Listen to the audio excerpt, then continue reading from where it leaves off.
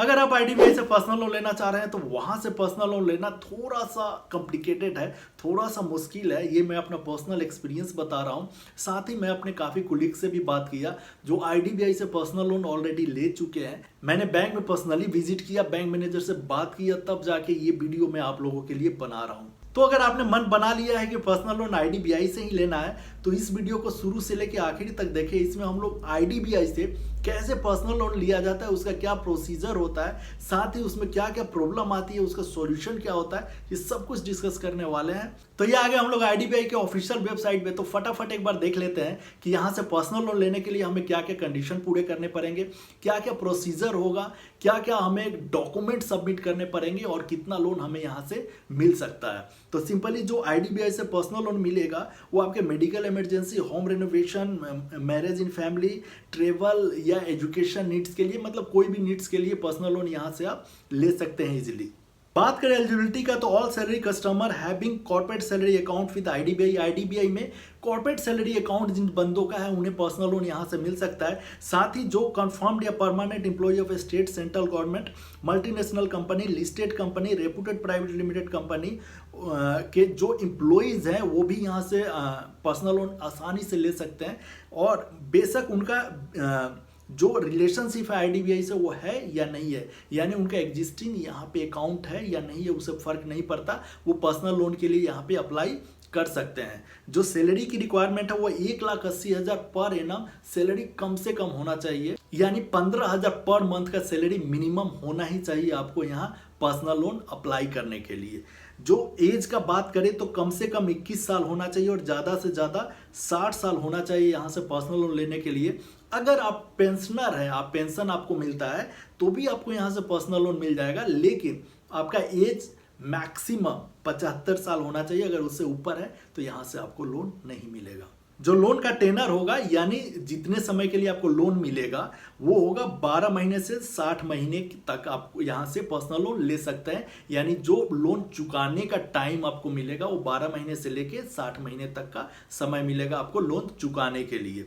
साथ ही जो minimum amount loan का होगा वो 25,000 रुपये, यानी 25,000 रुपये का भी अगर आपको लोन की ज़रूरत पड़ती है तो आप आईडीबीआई से ले सकते हैं।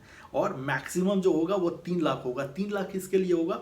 जो पेंशनर होंगे, जिन्हें पेंशन आ रहा है वो 3 लाख तक वहाँ से पर्सनल लोन ले सकते हैं। लेकिन अगर आप सैलरीड पर्सन है तो आपको 5 लाख तक का पर्सनल लोन आसानी से आईडीबीआई से मिल सकता है। जो रेट होगा वो फिक्स रेट होगा, यानी जिस दिन लोन लेंगे और जो इंटरेस्ट रेट पे लोन लेंगे वो पूरे टेनर तक वही इंटरेस्ट रेट चलेगा पूरे समय तक जब तक आपके पास लोन रहेगा। जो प्रोसेसिंग फीस होगा 1% ऑफ लोन अमाउंट होगा, मिनिमम 2,500 रुपया plus applicable tax. Applicable tax क्या होता है? जीएसटी 18% लगता है प्रोसेसिंग फीस पे। पार्ट पेमेंट फोर्स क्लोजर का फैसिलिटी आईडीबीआई देता है, यानी अगर आप लोन लिए और उसे ड्यू डेट से पहले, यानी लोन आप मानिए 5 साल के लिए, उसके पहले अगर आप लोन पेमेंट करना चाहते हैं, लोन पे करना चाहते हैं तो इसका ऑप्शन भी आईडीबीआई देता है, लेकिन कुछ चार्जेस के साथ। यहाँ पे अगर आप within 12 months from the date of disbursement अगर आप फोर क्लोज करते हैं, लोन बंद कराते हैं, तो आपको 2% आउटस्टैंडिंग अमाउंट पे चार्जेस देने पड़ेंगे।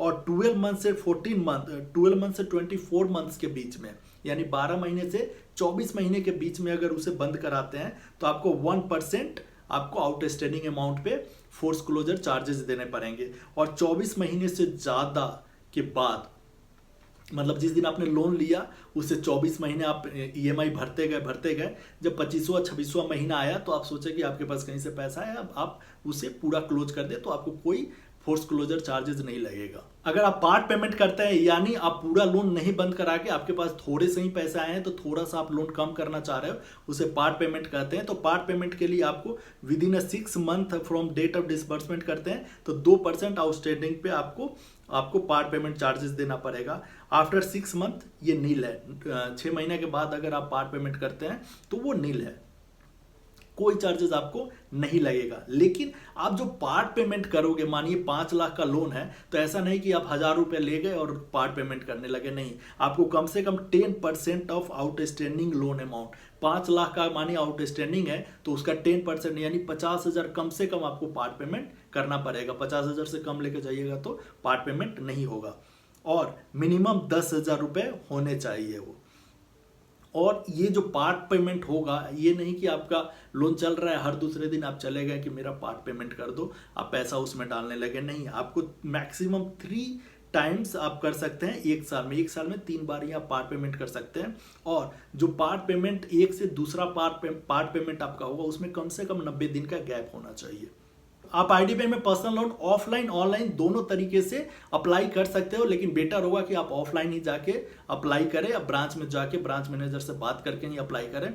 क्योंकि नॉर्मली मैंने देखा है कि जो ऑनलाइन अप्लाई करते हैं उनका पर्सनल लोन अप्रूव नहीं होता आईडीबीआई में। और सबसे बड़ा एक लूप होल जो आईडीबीआई में मुझे लगता है वो ये लगता है कि उसके ब्रांच के बाद कोई पावर नहीं होता। अगर आप लोन के लिए अगर जाते हैं, कुछ नेगोशिएट करते हैं, कुछ इंटरेस्ट रेट आप सोचते हैं कि ऊपर नीचे हो जाए, उसे नेगोशिएट करते हैं, तो आईडीबीआई के पास वो पावर नहीं होता ब्रांच के एंड पे कि वो कर पाए। दूसरे बैंकों में होता है, जैसे आईसीआईसीआई, एचडीएफसी, ये सारे बैंकों में होता है, लेकिन आईडीबीआई के पास ये पावर नहीं होता। वो सब कुछ बैक ऑफिस भेजता है, अपने हेड ऑफिस भेजता है अप्रूव होने के लिए। जो डॉक्यूमेंट की रिक्वायरमेंट पड़ेगी हमें आईडीबीआई पर्सनल लोन लेने के लिए, वो है आपका complete field out personal loan application. मतलब जो पर्सनल लोन एप्लीकेशन है वो कंप्लीटली भर के देना पड़ेगा। और गवर्नमेंट इशूड आइडेंटिटी प्रूफ, यानी आपका आधार कार्ड हो गया, पैन कार्ड हो गया, पासपोर्ट हो गया, ये सारे कोई इसमें से एक आपको देना पड़ेगा। पैन कार्ड कंपलसरी है, वो तो देना ही पड़ेगा। एड्रेस प्रूफ जो एक्सेप्टेबल हो आईडीबीआई को, भाई आईडीबीआई को क्या एक्सेप्टेबल होगा एड्रेस प्रूफ में, पासपोर्ट दे दीजिए, आधार कार्ड हो दे दीजिए, ये उसे एक्सेप्टेबल होगा ही। या बिजली बिल दे दीजिए, अगर बिजली बिल आता है, लैंडलाइन का, अगर टेलीफोन नंबर का अगर बिल है तो वो भी दीजिए, वो भी एड्रेस प्रूफ में कंसीडर हो जाता है, आईडीबीआई कंसीडर करता है इसे। और आपको लेटेस्ट सैलरी स्लिप देना पड़ेगा, फॉर्म 16 देना पड़ेगा। इसके साथ ही आपको 6 मंथ का बैंक अकाउंट स्टेटमेंट अपना देना पड़ेगा जिसमें आपका सैलरी आता है। इसके अलावा और एक मैं आपको पर्सनल एक्सपीरियंस आपको बताता हूं कि आईडीबीआई बोलता है कि इतने पेपर्स उसे चाहिए, लेकिन जब आप लोन के लिए वहां पे विजिट करेंगे तो आपसे और भी एडिशनल पेपर मांगे जा सकते हैं। आईडीबीआई पर्सनल लोन पे इंटरेस्ट रेट 11% से लेके 15.50% पर एनम तक चार्ज करता है। वो डिपेंड करता है कि आपका सिबिल स्कोर कैसा है और आपका डॉक्यूमेंट्स कैसा है, उस पर डिपेंड करता है कि आपका इंटरेस्ट रेट कितना लगेगा। तो ये वीडियो आपको कैसा लगा नीचे कमेंट बॉक्स में जरूर बताएं। चैनल को सब्सक्राइब करें, वीडियो को लाइक करें, शेयर जरूर करें। मिलते हैं अगले वीडियो में, तब तक के लिए बाय।